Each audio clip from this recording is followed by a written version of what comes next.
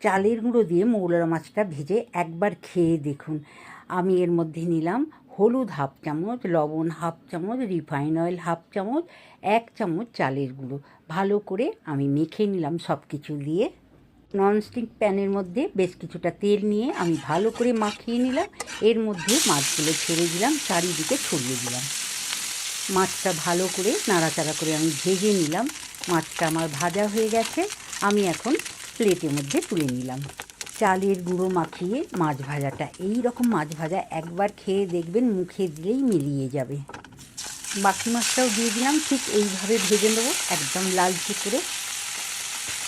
এই মাছটাও আমার নাড়াচাড়া করে ভাজা হয়ে এসেছে। এখন আমি একটা কাঁচা লঙ্কা কুচো করে রেখেছিলাম, দিলে বেশ খেতে ভালো লাগে, সেই জন্য কাঁচা লঙ্কাটা দিয়ে নাড়াচাড়া করে আমি প্লেটের মধ্যে তুলে নিলাম।